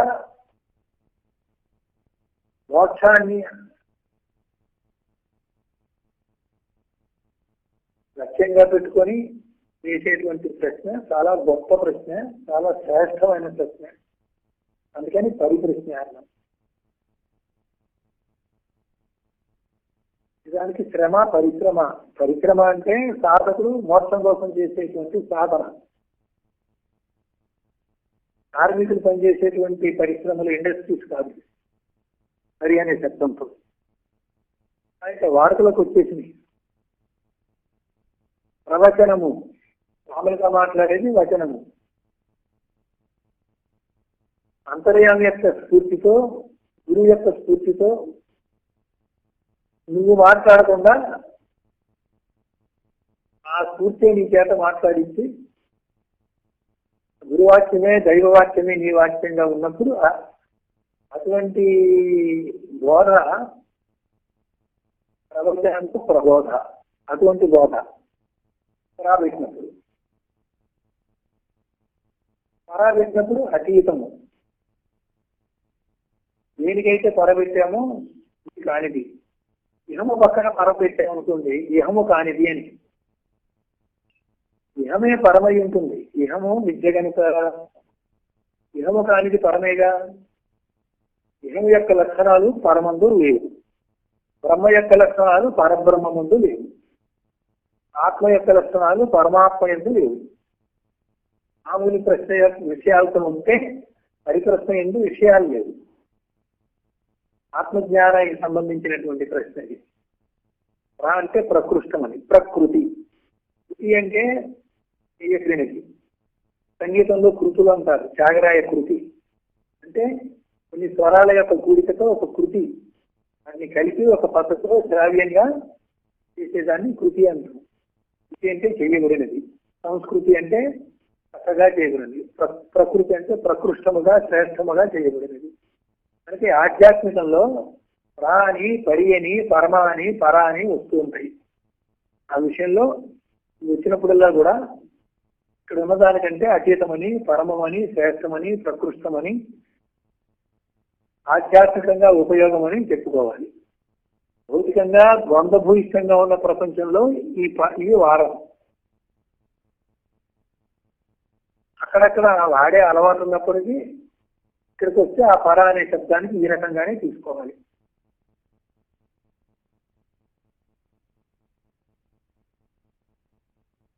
విషయంలో సర్వభౌమములు ఈశ్వరుని నుండి ఏర్పడ్డాయి కనుక ఈశ్వరుడు కోరవలసింది ఏది కూడా లేదు. నమే పార్థ అస్తి కర్తవ్యం త్రిషు లోకేషు కించన.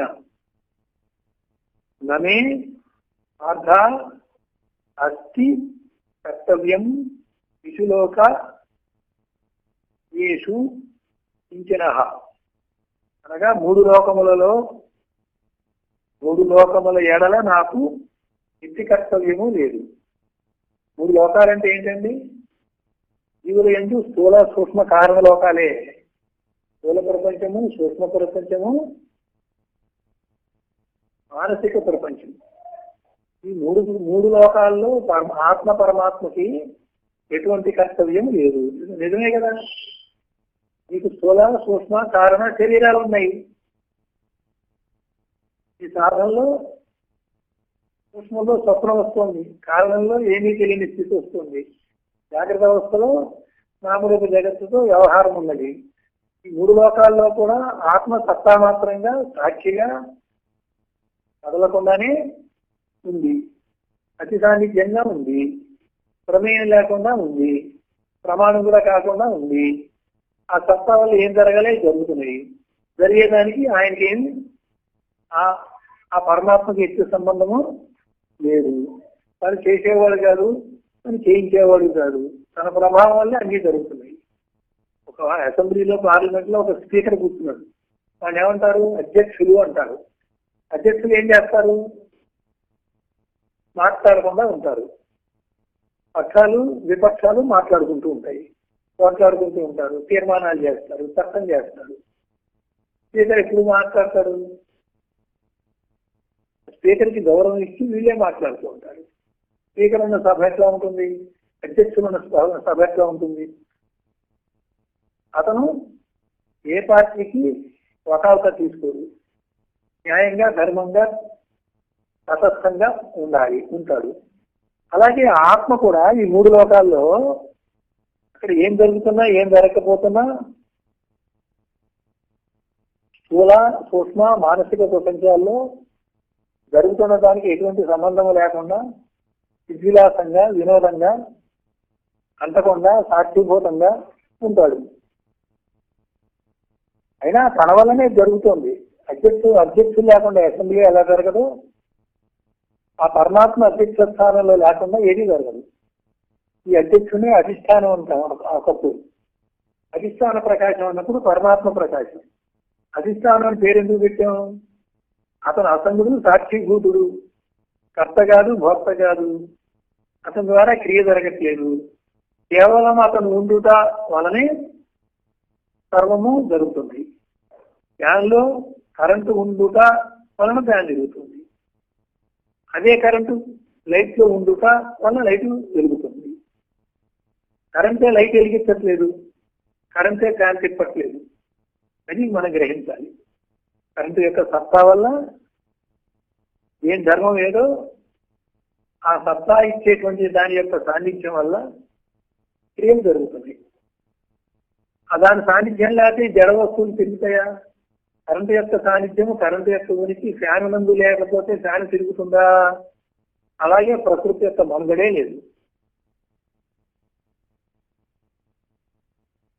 సర్వజీవరాశుల చైతన్యము, పరిణామము నిమిత్తమే. వీరన్నిటికి మూలం తనకు ఆ కృష్ణ పరమాత్మ తను ఏ చైతన్యం చూస్తున్నాడో ఆ పరమాత్మ చైతన్యమే మూలం. అది చేసేది కాదు, చెందేది కాదు. కానీ ఈ చైతన్యం ప్రభావం వల్ల మిగతావన్నీ చైతన్యవంతమై వాటి ధర్మాన్ని ప్రకారంగా ఆ ధర్మాన్ని బయటికి ప్రకటించే తరుణంలో అవి చెలిస్తున్నాయి, మరి ప్రవర్తిస్తున్నాయి, పరిణామం చెందుతున్నాయి, వికారం చెందుతున్నాయి. అవన్నీ నిమిత్తమే. తాను కర్మను సృష్టించుతూ ఆజ్ఞాపించుతున్నాడు. మళ్ళీ కర్మను సృష్టిస్తున్నాడు, ఆజ్ఞాపిస్తున్నాడు అంటే కృష్ణ పరమాత్మ అలా చెప్తాడు. కానీ పరమాత్మే కర్మను సృష్టించడు, పరమాత్మే ఆజ్ఞాపిస్తాడు. ఇక్కడ అధిష్టానం అని అధ్యక్ష స్థానం అని పెట్టుకోవాలి. అక్కడ భక్తుల కోసం ఒక రకంగా చెప్తాడు భగవద్గీత, ఆయన జ్ఞానుల కోసం మరొక రకంగా చెప్తాడు. జ్ఞానం కోసం చెప్పినప్పుడు ఆయన కర్మను సృష్టించట్లేదు, ఇదంతా మాయా కల్పితం.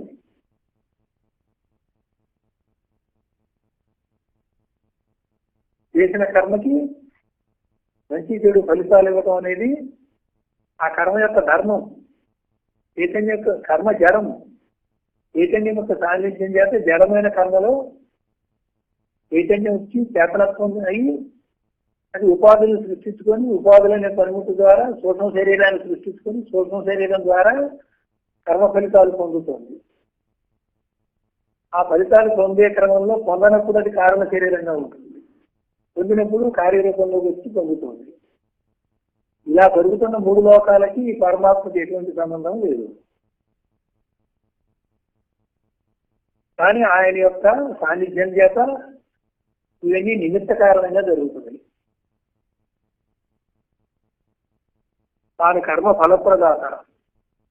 తానంటే ఇక్కడ ఎవరు? అవిద్యా శబలిత బ్రహ్మ, మాయా శబలిత బ్రహ్మ.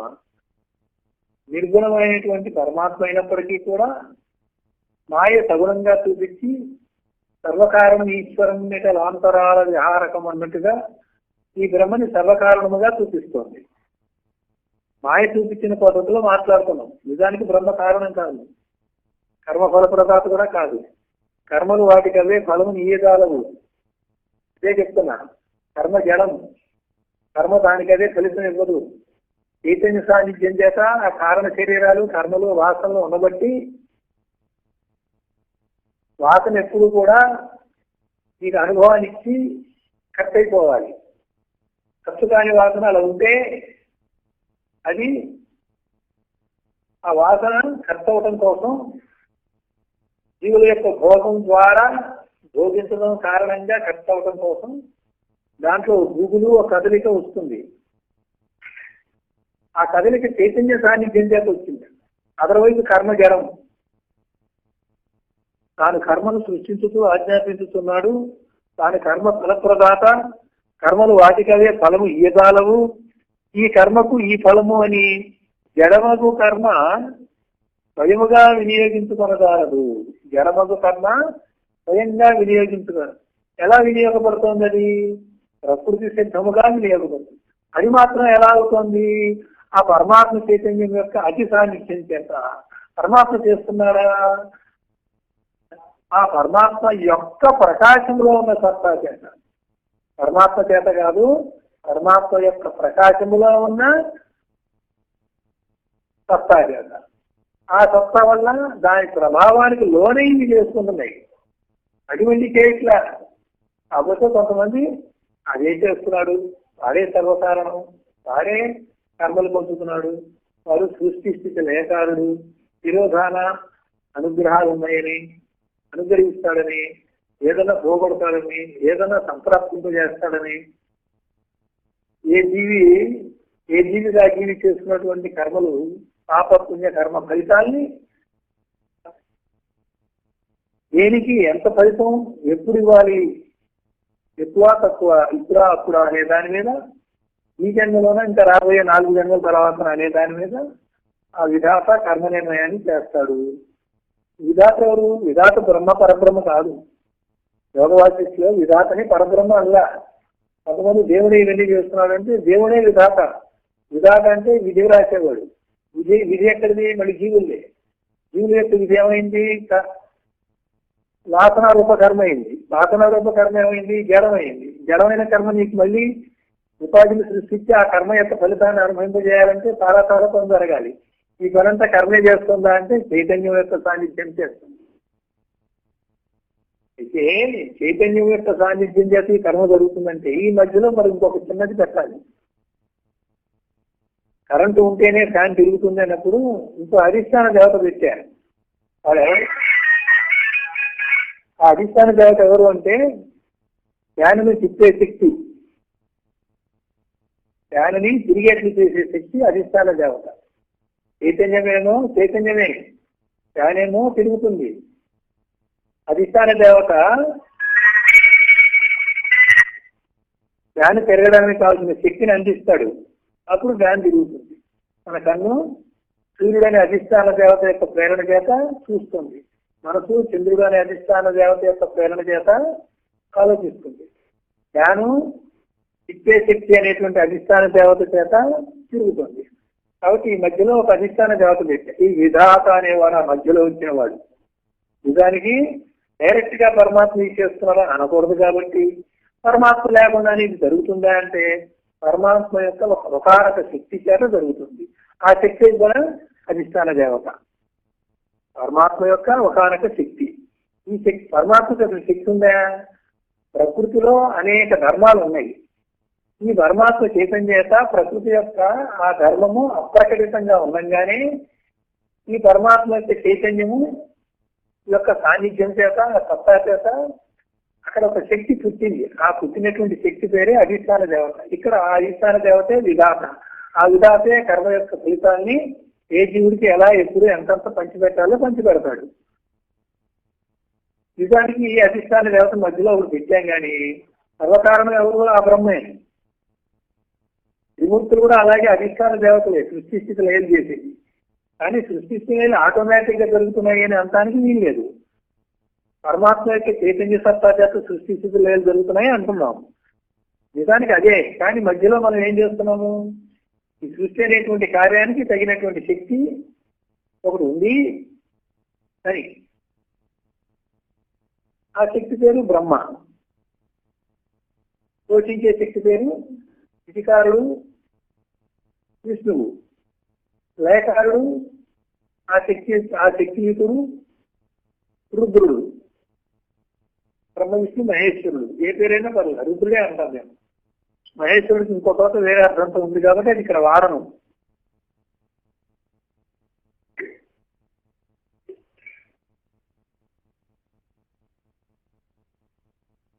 చైతన్యం నుంచి జడ పదార్థాల యొక్క వ్యవహారానికి మధ్యలో ఒక శక్తి ఒకటి ఉంటుంది. ఆ శక్తి ఆ పరమాత్మ ప్రకాశంలో ఉన్న సత్తా. ఆ సత్తాయే ప్రకృతి ఎన్ని రకాలు ఉందో అన్ని రకాల దేవతలుగా, దేవతా శక్తులుగా, అధిష్టాన దేవతలుగా చెప్పబడుతుంది. విముక్తులు గాని, విధాత గాని, పిండాండంలో 25 తత్వాల యొక్క అధిదేవతలు గాని, వీళ్ళంతా కూడా ప్రకృతిలో శక్తి రూపులు. ఆ శక్తికి మళ్ళీ మూలం ఆ పరమాత్మ చైతన్యమే. కనుక త్రిమూర్తుల్లో అంతర్యామి పరమాత్మే. త్రిమూర్తులు వాళ్ళ వ్యవహారం కనుక ఆపితే అంతర్యామి అయినటువంటి పరమాత్మ ఆ త్రిమూర్తుల యొక్క తురియ స్థితి. ఆ తురియ జ్ఞానమే శుద్ధ చైతన్యం పరమాత్మ. జడముకు కర్మ స్వయముగా వినియోగించుకొనగలరు. కర్మకు ఈశ్వరుడేమో అధిష్టానం, అసెంబ్లీలో అధ్యక్షుల వారు లాగా. మధ్యలో ఇంకెవడొచ్చాడు? విధాత వచ్చాడు, ఆ కర్మను పెంచిపెట్టేవాడు. కర్మ స్వయంగా అవుతుందా? కొన్ని శక్తుల ద్వారా జడమైనవి కదులుతాయి. ఆ శక్తికి మూలం చైతన్యం. శక్తి ప్రకృతిలో అనేకం ఉన్నాయి కాబట్టి లక్షలాది ప్రకృతి శక్తులు ఉన్నాయి. లక్షలాది ప్రకృతి శక్తులు కూడా నిజానికి శక్తులు కాదు, అవి ప్రకృతి యొక్క ధర్మాలు, గుణాలు. అందులో చైతన్యం వ్యాపించేసరికి ఒక్కొక్క ధర్మం ఒక ప్రకృతి శక్తి అయింది. ప్రకృతి అంటే మళ్ళీ అది జడమే. జడమైన ప్రకృతికి పరమాత్మ యొక్క అతి సాన్నిధ్యానికి మధ్యలో పరమాత్మ ప్రకాశం యొక్క లక్షణం చేత ఆ సత్తా వల్ల ఇది ఏదైతే జరుగుతున్నాయో ఆ జరగడానికి ఈ సత్తాకి మధ్యలో ప్రకృతి ధర్మాన్ని ఈ చైతన్యంతో కూడినప్పుడు అవి ప్రకృతి శక్తులుగా మారి ఆ శక్తులే అధిదేవతలు అయ్యాయి. అందుకనే హిందూ ధర్మంలో దేవతలు 30 దేవతలు ఉన్నారు. దేవుడు ఒక్కడే అని వేరే మతాలు చెప్తాయి. మీరు ఇంతమంది దేవుళ్ళు ఏంటి, మీది తప్పు అంటారు వాళ్ళు. ఈ దేవుడు బ్రహ్మజ్ఞానం దేవుడు కాదు, అసలు సాక్షి అసంగుడు, సత్తామాత్రుడుగా తానుగా రెండోది లేకుండా ఉన్నవాడు ఎవడో వాడిని దేవుడు అంటగా మనం బ్రహ్మము అంటున్నాం. ఆ బ్రహ్మం ఒక్కటే అంటున్నాం. మనకున్నటువంటి ఉపనిషత్తులు, వేదాలు, వేదాంతంలో మనకి వివరణగా మన ఋషులు అందించినటువంటి విమర్శ, లోతైనటువంటి వివరణలు, తర్కానికి విచారణకి నిలబడేది, శాస్త్రానికి రుజువు అయ్యేది. శాస్త్రం ఎంతవరకు వస్తుందో అంతవరకు రుజువు అయ్యేది. శాస్త్రం అంతకంటే చెప్పలేని తోట అనిర్వచనీయంగా ఉండేటువంటిది. ముందు కాలాల్లో సైంటిస్ట్ దాన్ని కనిపెట్టినా కూడా ఈ వేద ప్రమాణానికి తర్వాత సరిపోయేది ఇక్కడ ఉన్నది. ఈ ఉపనిషత్తుల్లో, ఈ వేదాల్లో ఉన్నది. ఎవరేదైనా చెప్పినా కానీ దీంట్లో భాగంగానే, కొంత భాగంగానే, కొంతవరకే సరిపోయేట్టుగా ఉంటాయి తప్ప ఇంత పరిపూర్ణంగా ఉన్నటువంటిది ఏ మతంలో లేదని గర్వంగా చెప్పుకోవచ్చు. మతం అనద్దు, ఈ వేద సంప్రదాయంలో, ఈ సనాతన ధర్మంలో ఈ ఉపనిషత్తులు ఋషి ప్రోక్తంగా మనకి ఏదైతే స్మృతులుగా అందించబడ్డాయో ఇంత సమగ్రమైనటువంటిది ఈ ప్రపంచంలో ఎక్కడా లేదు. ఎవరు ఏది చెప్పినా దీంట్లోనే అది ముందే చెప్పబడే ఉంటుంది, అది దొరుకుతుంది తప్పకుండా. పుట్టుక సంస్కారం ఇన్ని విభాగాలు లేకపోతే అచల పరిపూర్ణంగా సర్వసాక్షిగా ఉన్న పరమాత్మని త్రిగుణ రహితంగా, నిర్గుణంగా మనం వస్తు నిర్ణయం చేయలేము. ఇన్ని స్టెప్పులు పెడితేనే అది నిర్ణయం అవుతుంది. అది మనం గమనించాలి. పుట్టుక, సంస్కారము, వేదాధ్యయనము అనునవి ఏవి బ్రహ్మత్వమునకు కారణము కాదు.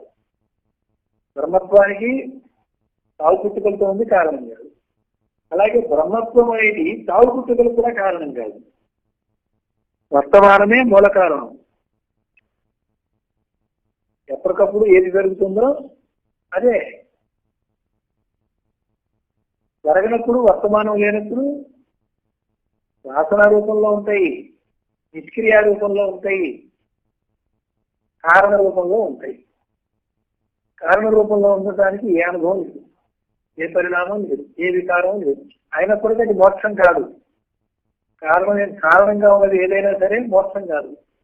సర్వకారణము బీజ రూపంలో ఉండి ఆ బీజం నిర్బీజమైనప్పుడే మోక్షం.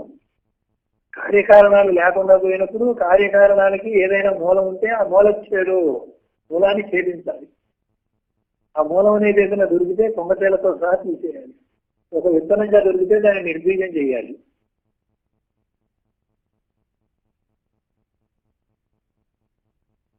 వర్తమానంలో చేయలేరు. వర్తమానంలో అవిద్యకి మాయకి వసుడై లోబడి ఉంటాం. అందుకే వర్తమానంలో ఉన్నదానికి మూలాన్ని వెతకాలి, ఆ మూలాన్ని నిర్బీజం చేయాలి. పుట్టింది ఎప్పుడో ఒకప్పుడు మృతి నొందక తప్పదు. లోకమున ప్రతి నిమిషము ఎందరో పుడుతూ విడుతూ ఉన్నారు. పుట్టుక మరణములు లేకుండా చేసుకుంటే ఎట్లు? ముందు అసలు పాయింట్ ఇది. సాగు పుట్టుకలు లేకుండా, సంసార బంధం లేకుండా, దుఃఖము నుంచి బయటపడటం అనేది కావాలి.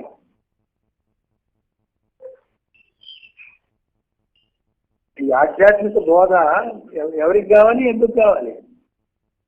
చచ్చిపుట్టేవాళ్ళు ఈ చచ్చిపుట్టే స్థితి నుంచి బయటపడాలి. సుఖ దుఃఖాలు అనుభవిస్తూ బాధపడుతూ ఉపాధికి సంబంధించిన వ్యాధి బాగా భరించలేక ఓర్చుకోలేక సంసారంలో ఉన్న నేను నాది ఇతరుల మధ్యలో ఆ విభజనలో విడిచిపెట్టి ఉండలేక ప్రియమోదం ప్రమోదంతో భోగాలు కోరుకుంటూ అయినప్పటికీ అవి రాకపోతే చింతిస్తూ విచారిస్తూ నిరాశ కొడుతూ అవమాన కొడుతూ ఇవన్నీ అవసరమా? వీటి నుంచి మనం విముక్తి కావాలి, వీటి నుంచి విడుదల కావాలి.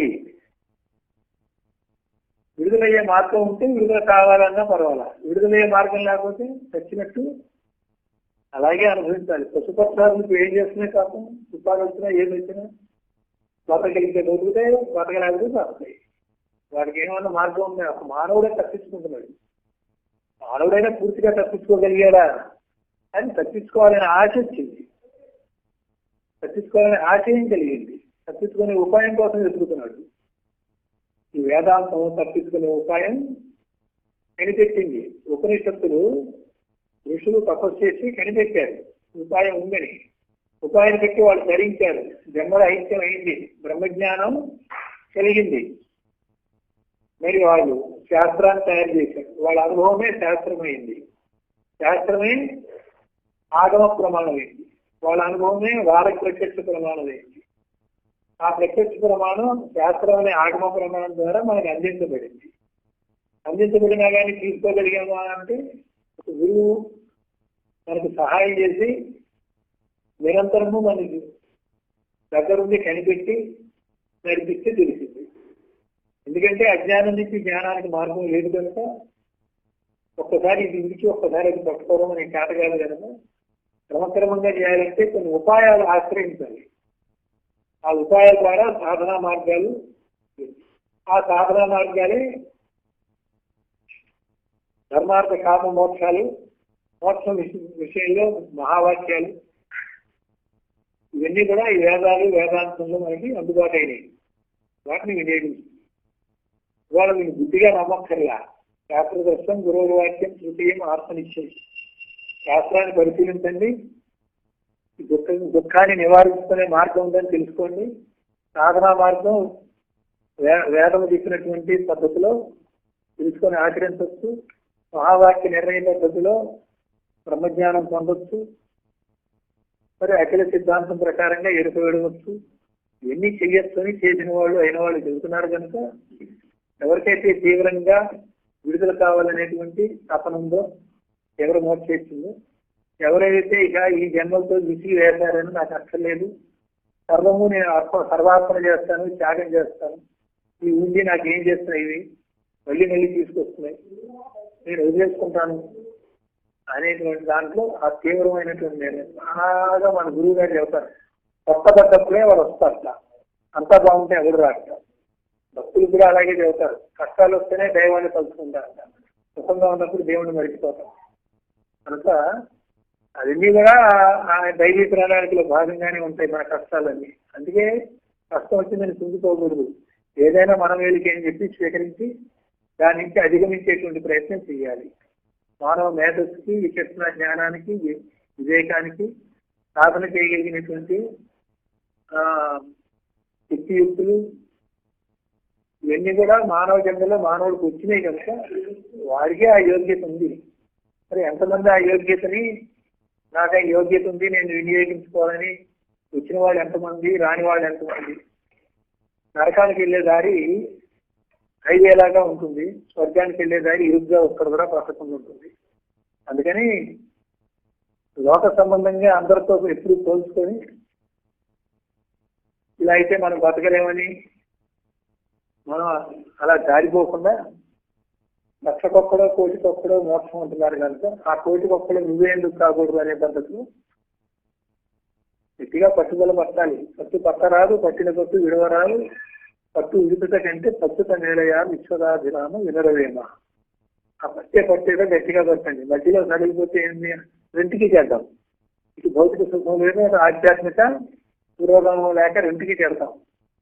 పట్టకపోతే మానేయండి, పెడితే మాత్రం కడతీరేదాకా వదిలిపెట్టవాకండి. ఓ